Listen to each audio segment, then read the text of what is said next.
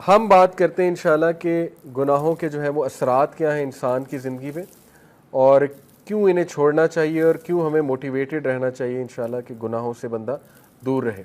سب سے پہلی بات تو یہ سمجھ لیں، دیکھیں کہ گناہ کی نیچر ہی ایسی ہے کہ وہ آپ کو نقصان دے گا۔ یہ اس لیے نہیں ہے کہ اللہ آپ کو پنش کر رہا ہے، اللہ تو انسان کو پنش کرنا چاہتا ہی نہیں۔ قرآن میں ہے، سورہ نساء میں اللہ کہتے ہیں اللہ تمہیں پنش کر کے کیا کرے گا اگر تم اللہ کے ماننے والے اور اللہ سے استغفار کرتے ہو، اللہ کا شکر کرتے ہو۔ اصل میں تو انسان خود پنش کرتا ہے اپنے آپ کو۔ تو جس طرح ایک ریڈیو ایکٹیو مٹیریل نقصان دہ ہے، اس کے قریب آپ جائیں گے آپ کو کینسر ہو جائے گا گاما ریز کی وجہ سے، اسی طرح گناہ ہے، آپ اس کے قریب جائیں گے ہو ہی نہیں سکتا آپ کو نقصان نہ ہو، نقصان آئے گا ہی آئے گا، تو وہ ہم خود اپنا نقصان کر رہے ہیں، ٹھیک ہے۔ تو اس کے اثرات کیا ہیں، سم of the consequences of sun, ابن القیم کی کتاب سے اخذ شدہ ہیں یہ کانسیکوینسز، 9-10 کانسیکوینسز انہوں نے بتائے ہیں۔ یہ اس لیے ہے کیونکہ نفسیاتی طور پہ ہمیں جب ایک چیز کے اثرات پتہ لگ جائیں کانسیکوینسز، تو موٹیویشن آ جاتی اس سے بچنے کی، اس لیے بتا رہا ہوں، ٹھیک ہے۔ پہلی چیز ہے جی کہ نالج سے ڈپرائیو ہو جانا، جتنا بھی آپ کو علم تھا جو بھی تھا اس سے ڈپرائیو ہو جاتا ہے انسان، کیونکہ نالج لائٹ ہے، نور ہے، گناہ جو ہے وہ نور کو لے لیتا ہے۔ اور یہ اکثر اسلاف جب ان کے پاس کوئی شکایت کرتا تھا آ کے کہ میری میموری ویک ہو گئی ہے، یا مجھے کچھ چیز یاد تھی، قرآن کا کچھ پورشن یاد تھا وہ بھول گیا ہے، تو وہ اکثر انہیں یہی ایڈوائس کرتے تھے کہ آپ استغفار کریں، کیونکہ گناہوں کی وجہ سے چیزیں بھول جاتی ہیں، ٹھیک ہے۔ تو یہ ایک بہت بڑا اثر ہے۔ اللہ معاف کرے کسی نے قرآن حفظ کیا ہوا ہے اور وہ بالکل نکل گیا ہے دل سے، تو یہ ایک فکر کرنے والی بات ہے، اور اس کو کوشش کرنی چاہیے اس کو واپس لائے اور اپنے گناہوں کو بھی ظاہر ہے ان سے توبہ کرے۔ دوسری چیز، رزق کا چھن جانا۔ اللہ کے نبی صلی اللہ علیہ وسلم نے فرمایا، ابن ماجہ کی حدیث ہے، صحیح حدیث ہے، ایک شخص کو رزق ملنا ہوتا ہے حلال سے، لیکن وہ جلد بازی کر کے گناہ کر کے وہی رزق حرام سے لے لیتا ہے، تو پھر اس کو ایکسٹرا کچھ نہیں ملتا، جو اس نے لے لیا وہ مل جاتا ہے، نہ اللہ کی ہیلپ اس کے ساتھ ہوتی ہے۔ اور یہ جو حدیث ہے جو میں ابھی سنانے لگا ہوں، یہ کیا ہے؟ A man is deprived of provision because of the sins that he commits۔ انسان کو رزق سے ڈپرائیو کر دیا جاتا ہے اس کے گناہوں کی وجہ سے۔ اب یہاں پہ ہو سکتا ہے آپ کے ذہن میں سوال ہے کہ نہیں یار فلانا اتنے گناہ کرتا ہے، وہ تو موجیں کر رہا ہے، ٹھیک ہے، اس نے تو پلاٹ بنا لیے، یہ کر لیا وہ کر لیا۔ تو دیکھیں رزق 4 طرح کا ہوتا ہے، financial wealth, emotional wealth, social wealth, time wealth. ہو سکتا ہے اس کے پاس فائنینشیل ویلتھ ہو لیکن نہ ایموشنل ویلتھ ہو۔ ایموشنل ویلتھ کیا ہے؟ ذہنی سکون، وہ بھی رزق ہے، غنا، ٹھیک ہے، دل میں ایک سیٹسفیکشن۔ اسی طرح ایموشنل ویلتھ میں ہے جذبات پہ کنٹرول، اینگر مینجمنٹ اچھی، اخلاق اچھا، یہ ایموشنل ویلتھ ہے۔ ہو سکتا ہے وہ بندہ اس سے محروم ہو۔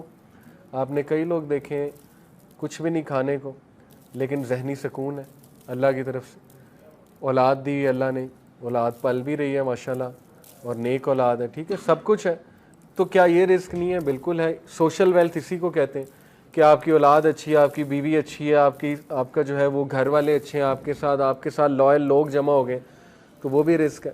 ٹائم ویلتھ، ٹائم میں برکت، آپ کے کام جلدی ہو جاتے ہیں، ٹھیک ہے، آپ کرتے ہی وہ ہیں جو اللہ سبحانہ و تعالیٰ کو پسند ہے، یہ ٹائم میں برکت ہے۔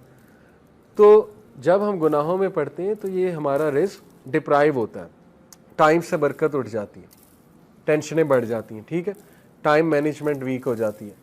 نمبر 2، آپ دیکھیں نا گناہوں میں وقت کتنا ضائع ہوتا ہے۔ اللہ معاف کرے اگر ایک گناہ عادت بن چکی ہے، 4 گھنٹے 3 گھنٹے لوگ اس میں پڑے رہتے ہیں، ٹھیک ہے، اور وہ ضائع ہو رہا ہے وقت۔ سوچیں کتنا وقت ہم جوانی کا ضائع کر دیتے ہیں، ٹھیک ہے، ان چیزوں میں، اللہ معاف کرے۔ تو اس سے نکلنا ہے، اپنے آپ کو موٹیویٹ کرنا ہے۔ پھر آپ دیکھیں سوشل ویلتھ، ہمارے ساتھ لوگ ہی ایسے آ جائیں جو ہمیں کھانے کو تیار ہیں اور بس ان کی نظر ہماری دولت پہ ہو، تو پھر یہ کون سا رزق ہے؟ اس کا مطلب ڈپرائیو ہو رہا ہے اور گناہوں کی وجہ سے۔ پھر آپ دیکھیں ایموشنل ویلتھ، ذہنی سکون ہے ہی نہیں، ہر وقت ٹینشن ہے، ہر وقت سٹریس ہے، ہر وقت پریشانی ہے، ہر وقت منہ پہ شکایت ہے، تو اس کا مطلب گناہوں کے اثرات آ تو رہے ہیں۔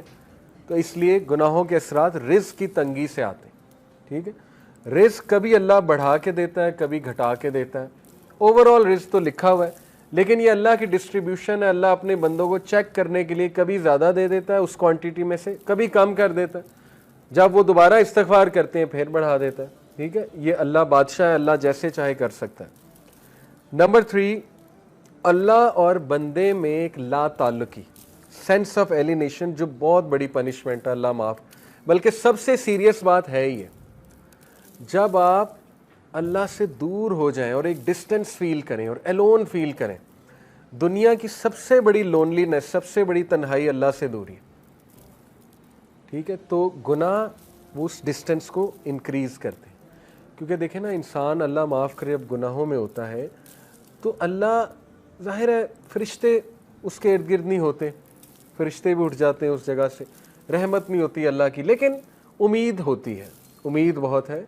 अल्लाह गुनाहगारों को ही माफ़ करते हैं, ऑब्वियस सी बात है। अल्लाह ज़रूर होते हैं बंदे की तरफ मोहब्बत से देख भी रहे होते हैं, चाहते हैं बंदा निकल आए और बंदा जो है मुझसे दुआ करे, मुझे पुकारे, लेकिन गुनाहों की वजह से आहिस्ता आहिस्ता ये रिलेशन वीक होता जाता है। वीकनेस यहाँ तक आ जाती है कि एक बंदा ना मायूस हो जाता है, कहता है यार क्या अल्लाह से मदद मांगूं, मैं तो बहुत ही एक्स्ट्रा कर चुका हूँ काम, इसराफ़ कर चुका हूँ गुनाहों के, अब क्या मैंने अल्लाह से बात करनी, ठीक है। तो फिर बंदा गिव अप कर देता है, गिव अप करके वो मज़ीद गुनाहों की तरफ चला जाता है। इसलिए इस डिस्टेंस को कम करने के लिए इस्तग़फ़ार करना, गुनाहों से तौबा करना, गुनाहों को छोड़ना, ताकि आप अल्लाह के करीब आ जाएं और उस रिलेशन को एंजॉय करें।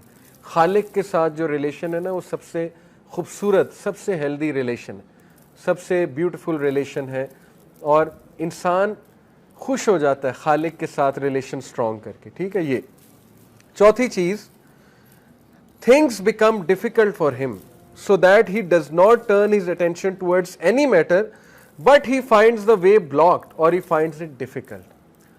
काम मुश्किल होना शुरू हो जाते हैं गुनाहों की वजह से। मैंने जैसे कहा रिस्क में तंगी आ जाती, इस तरह कामों में भी मुश्किलात आना शुरू हो जाती हैं। अच्छा खासा काम कोई था, होने लगा था, एकदम मुश्किल बन गया, रुकावट आ गई, ठीक है। तो इस मौके पे बंदे को इस्तग़फ़ार बढ़ाना चाहिए, अपने गुनाहों की तौबा करनी चाहिए इस मौके पे, ठीक है, ताकि वो अटका हुआ काम जो अल्लाह की रहमत से वो ठीक हो जाए। एक असलाफ थे, सलफ़ थे, उनका वाक़या है कि वो कुरान हाफिज़ थे, तो उन्होंने क्रिश्चियन औरत से, एक क्रिश्चियन औरत थी, उससे उन्हें मोहब्बत हो गई, बहुत खूबसूरत औरत थी वो, तो ज़ाहिर खूबसूरती की वजह से वो अट्रैक्ट हुए। उस क्रिश्चियन औरत ने उनके सामने शर्त ये रखी कि तुम इस्लाम छोड़ दो, इस्लाम छोड़कर जो है ना वो फिर तुम मुझे पालोगे। तो वो जो सलफ़ थे उन्होंने बात मान ली, अल्लाह माफ़ करे, ही left Islam for the sake of women, उससे इम्प्रेस हो गए। और फिर जो है वो एक बार कहीं से गुज़र रहे थे तो कुरान की जो है ना वो ये आयत उनके सामने आई, सूरह हज की, कि लोगों में से कुछ ऐसे हैं जो एज पे खड़े हुए हैं, जब तक उन्हें अच्छाई आ रही है वो अल्लाह की तरफ है, और जब उन्हें कोई मुश्किल आती है तो वो इस्लाम से चले जाते हैं, और ऐसे लोग दुनिया में भी खसारे वाले हैं, आखिरत में भी खसारे वाले हैं। तो वो इतना रोए ये आयत सुन के कि अल्लाह ने मुझे मैसेज दे दिया है, उन्होंने तौबा की और वापस आए। तो मैं आपको बताने का मकसद ये कि कई असलाफ़ आपको नज़र आएंगे जो बाद में मुहद्दिस बने, बड़े बड़े टीचर्स बने, दीनदार लोग बने, उन बहुत डार्कनेस में थे, बहुत ज़्यादा। जैसे अब्दुल्ला बिन मसलम का वाक़या है, इमाम बुखारी के टीचर, शराबी थे, शराब छूटती ही नहीं थी, ठीक है, शराब के नशे में धुत थे। एक दिन इमाम अश-शाबी आए, जो कि उस दौर के बहुत बड़े मुहद्दिस थे, गधे पे सवार थे वो, क्योंकि रसूलुल्लाह की सुन्नत है, गधे पे रसूलुल्लाह ने सफ़र किया हुआ है। उन्होंने बड़ा मजाक उड़ाया, अब्दुल्ला बिन मसलम ने शराब के नशे में धुत बेशर्मी से उनके सामने गए, कहते भाई कौन हो तुम लोग, तुम्हारे इर्द गिर्द जमा हो रहे हैं, किधर से आए हो। इमाम अश-शाबी ने कहा जी मैं मुहद्दिस हूँ। उन्होंने कहा जी मुहद्दिस क्या होता है। इमाम अश-शाबी ने कहा मुहद्दिस होता है जो हदीस सुनाता है। तो उन्होंने बेशर्मी से कहा अच्छा मुझे भी सुना, देखते हैं मुझ पे कितनी असर करती है। शराब के नशे में धुत थे तो उन्होंने हदीस सुनाई कि नबी अकरम सल्लल्लाहु अलैहि वसल्लम ने कहा जब तू शर्म ना कर तो जो चाहे कर। आप देखेंगे कितने ज़हीन थे कि वही मौका था, वो बेशर्मी से आया था ना। अल्लाह के नबी ने कहा ठीक है, ये इस तरह है जैसे एक बाप बेटे को नहीं कहता जा फिर जो करना कर। तो देखें वो हदीस ऐसा उनके ऊपर गिरी पहाड़ बन के। उन्होंने कहा कि मैं उसी वक्त बस तौबा की, इरादा किया कि अल्लाह मैं इतना बेशरम हो गया हूँ। और माशाल्लाह आप देखें वो अब्दुल्ला बिन मसलम इमाम बुखारी के उस्ताद, ठीक है, हदीस के हवाले से।